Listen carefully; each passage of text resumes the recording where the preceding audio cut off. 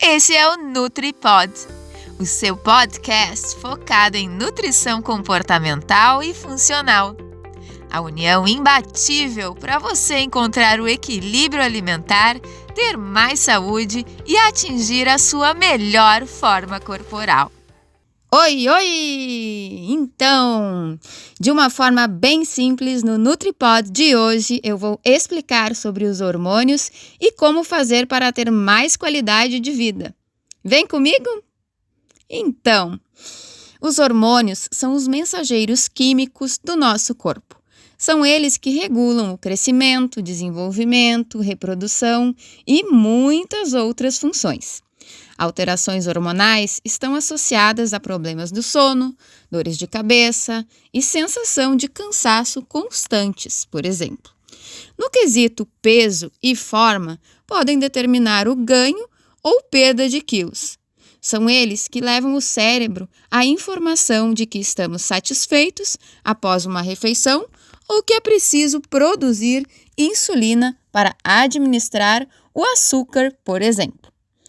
Agora, então, eu vou te ensinar um pouco mais sobre alguns hormônios e você vai aprender como essas substâncias influenciam o tipo de alimentação, a boa forma e a qualidade de vida. Além disso, vou te passar as dicas para manter o equilíbrio por meio da alimentação e alguns hábitos. Em relação ao crescimento muscular e ao gasto de gordura, temos o hipotálamo em conjunto com a hipófise, que são os responsáveis pela produção do hormônio do crescimento. Também conhecido como GH, ele também tem função de auxiliar no uso de gordura corporal, promover o desenvolvimento muscular, evitando a flacidez e auxiliar na manutenção da massa óssea saudável, por exemplo. Inúmeros fatores são conhecidos por influenciar a secreção do hormônio do crescimento de uma maneira natural, como a idade, gênero, dieta, exercício, estresse e a concentração de outros hormônios. A deficiência desse hormônio pode ser causada por problemas genéticos, traumas, doenças infecciosas ou inflamatórias, tumores cranianos, radioterapia, quimioterapia, entre outras. Adultos com deficiência de GH comprovada por médicos especialistas podem fazer o uso da reposição do hormônio do crescimento. Nesses casos, o tratamento produz o benefício para a saúde, como a melhora da qualidade de vida, aumento da massa magra, ossos e músculos, que estão neste contexto, redução da gordura corporal e melhora da qualidade de vida. Por causa desses benefícios, algumas pessoas utilizam o GH erroneamente para tratar a obesidade, reduzir o processo de envelhecimento e melhorar o desempenho físico. Mas a medicação é contraindicada para esses fins, por não ser considerada segura. No esporte, a sua utilização é considerada ilícita e passível de punição. As sugestões abaixo podem ser alternativas para contribuir com as taxas de GH saudáveis no corpo. Veja bem, usei o termo podem. Não quer dizer que vão efetivamente causar esses efeitos, ok? São elas: dormir o suficiente e garantir uma boa qualidade de sono, evitar deitar-se logo após uma refeição e períodos de exposição prolongados à luz azul, como veremos adiante. Suplementação com ornitina, arginina e alguns outros aminoácidos essenciais podem ser relevantes, porém você só pode fazer esse tipo de suplementação com orientação do nutricionista. Alimentar-se de maneira saudável, comer várias vezes ao dia com intervalos regulares, evitando picos de glicose no sangue. Porque quando há picos, o GH, nossa capacidade de produzir o GH, baixa, reduz muito. Os treinos de musculação com ênfase em pliometria, que são aqueles exercícios de explosão muscular ou força máxima. E, é claro, com a orientação do profissional da área. Tirar sonecas entre os treinos ao longo do dia também é uma boa alternativa. E evitar o nosso famoso e querido estresse. Aquilo que todos conhecemos por ser parte do processo natural de envelhecimento, como perda de massa muscular, aumento do tecido adiposo e ganho de peso, redução da elasticidade da pele, entre outros fatores metabólicos, está relacionado à diminuição da produção do hormônio GH. Embora tenham sido sugeridas substâncias naturais que possivelmente colaborem com a produção natural do hormônio, conforme envelhecemos, nosso organismo passa a responder menos com relação ao uso dessas suplementações e logo perdemos a capacidade de tentar reverter o processo de envelhecimento.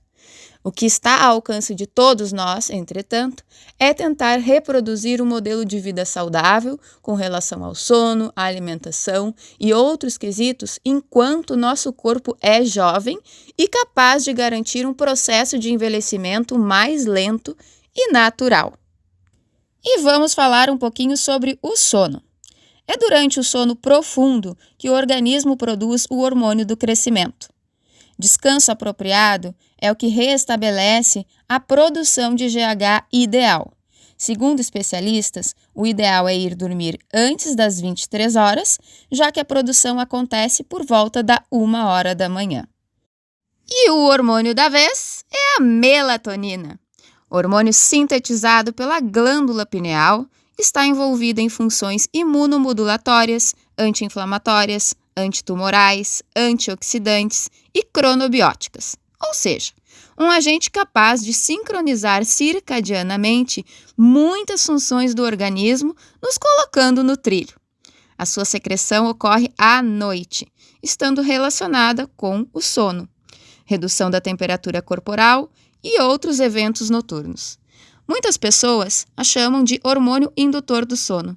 E o interessante é que a melatonina promove uma sonolência que se assemelha ao padrão fisiológico, sem causar efeitos colaterais, diferentemente de diversas drogas hipnóticas, como os benzodiazepínicos, sendo por isso considerada promissora o seu uso em tratamento de distúrbios de insônia. No entanto, essa é só uma das suas diversas funções, ok? É importante ressaltar aqui para você a questão da exposição à luz durante a noite, pois a mesma inibe a produção da melatonina, de forma aguda. Mesmo em intensidades moderadas de luz, como as do interior de residências, são capazes de causar a inibição da produção da melatonina em humanos. Intensidades mais elevadas por 2 horas são capazes de inibir completamente a produção de melatonina. Repetidas exposições à luz durante a noite não inibem completamente a secreção da melatonina, mas causam o atraso da sua liberação, processo este que a gente denomina como atraso de fase, sendo a luz azul a mais potente para suprimir totalmente a sua produção. E sabe onde encontramos esse tipo de luz? Nas telas de televisores, celulares, computadores e em algumas lâmpadas de LED, ou seja, você está constantemente exposto a elas durante o período noturno. E essa é uma das razões pelas quais você pode estar acordando cansada ou estar com o corpo mais inflamado, com maiores riscos de desenvolver câncer, com a imunidade baixa e até mais envelhecida em todos os sentidos. Então, as minhas dicas para combater aí todo esse processo são: ao final da tarde, evite a exposição à luz artificial. Use óculos amarelos com filtro de luz azul. Ative esse filtro em todos os seus aparelhos eletrônicos e use a iluminação com lâmpadas amareladas.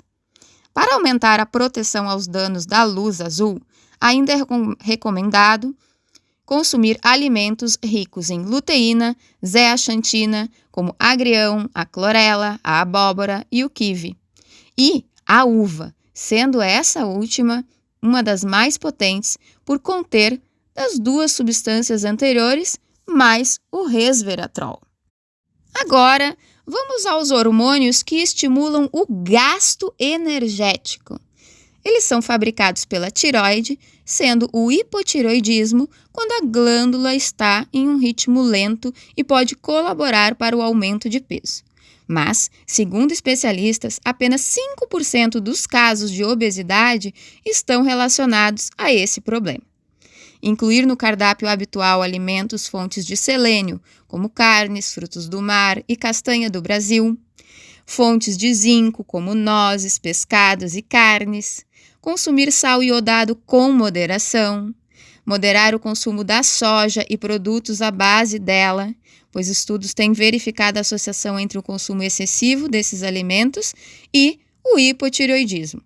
E, por fim, as brássicas, como as brócolis, a couve-flor, a couve de Bruxelas, couve-manteiga, nabo, rabanete, repolho, além de alho, quando consumidos crus e com frequência, podem comprometer a síntese dos hormônios tiroidianos e induzir o surgimento do bócio e do hipotireoidismo em pacientes que já têm uma baixa ingestão de iodo e já têm a doença ativa. Para aquelas pessoas que são saudáveis e não têm problemas na tireoide, não tem problema nenhum consumir esses alimentos, ok? Vamos ao hormônio para a saúde óssea.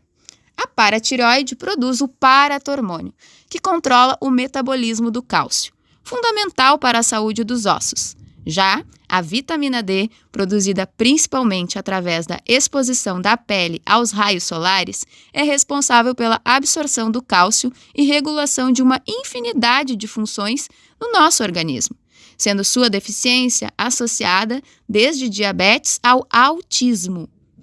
Quando há alterações para acima ou abaixo da concentração indicada como saudável de vitamina D, ocorre alteração da produção e secreção do paratormônio, sendo que o excesso de vitamina D, muitas vezes ocasionado pelo uso indiscriminado da sua suplementação, é um fator que pode desencadear problemas renais sérios. Assim, o ideal é manter uma exposição regular ao sol, consumir alimentos fontes de vitamina D, de cálcio, conforme a indicação para a sua idade, e evitar surpresas mantendo os exames de cálcio iônico, fósforo, vitamina D e PTH em dia. E vamos ao hormônio que permite a entrada de açúcar nas células. Produzida pelo pâncreas, a insulina é esse hormônio que guarda a glicose dentro das células, gerando energia. E o excesso desse hormônio causa uma sensação de fome, mesmo quando se está bem alimentado. Quando há muita insulina na circulação, cai o nível de açúcar no sangue, levando a um ciclo vicioso de comer demais. Também facilita o estoque de gordura, pois ela estimula a produção de células gordurosas. Uma maneira de controlar a produção de insulina é manter uma rotina alimentar saudável, com refeições de 3 em 3 horas, reduzir o consumo de carboidratos, como os doces, pães, bolos, biscoitos e macarrão feitos com farinha branca, além de ingerir itens que liberam glicose mais lentamente e ajudam na sensação de saciedade, como a biomassa de banana verde, a batata Iacon. Preferir os grãos integrais, feijões e aveia como substitutos dos carboidratos refinados. Aumento da insulina e resistência à entrada do açúcar no sangue e suas consequências. Maus hábitos alimentares podem provocar a produção em excesso de insulina. O que pode ocorrer é que o corpo passa a ignorar a presença do hormônio e desenvolve resistência à sua ação. O quadro pode levar a diabetes. Boas maneiras de verificar se existe alguma reação à insulina são os exames de sangue feitos em jejum e 2 horas após o almoço. Além de evitar o consumo de açúcares e carboidratos refinados em excesso, evite picos de açúcar no sangue comendo regularmente. Combine carboidratos com proteínas ou uma fonte saudável de gorduras. Exemplo disso são comer uma fruta ou uma opção de pão, e adicionar castanhas ou ovo, por exemplo, nessa refeição, ok? Hormônios do estresse. Quem aqui já ouviu falar sobre eles? As glândulas suprarrenais sintetizam os hormônios adrenalina e cortisol, relacionados ao metabolismo dos nutrientes e ao sistema de alerta em situações de perigo. A maior produção do cortisol acontece pela manhã, E a função disso é controlar a assimilação dos nutrientes para assegurar a energia para o corpo durante o dia. O estresse altera essa função e pode provocar excesso de produção, levando ao aumento do apetite e ao acúmulo de gordura na região abdominal. Há registros de que também provoque alterações na produção de insulina. Níveis normais de cortisol são essenciais para a formação de outros hormônios. Ânimo, disposição para tocar a vida também. Em excesso, ele gera um estresse crônico, provocando a oxidação em uma região do cérebro importante para a regulação da saciedade. Além disso, quando está elevado, chega ao tecido adiposo, aumentando a proliferação de gordura abdominal. Essa disfunção pode ser corrigida com a adoção de práticas que controlem o estresse e com uma alimentação com grãos integrais, ricos em vitaminas do complexo B, pois elas ajudam a equilibrar o sistema nervoso. A parte 1 do assunto do nosso NutriPod de hoje encerra aqui. Fica ligadinha para acompanhar a parte 2, que vem com os hormônios da saciedade, da fome, aumento de peso após a dieta, estrogênio e testosterona. Até o nosso próximo NutriPod!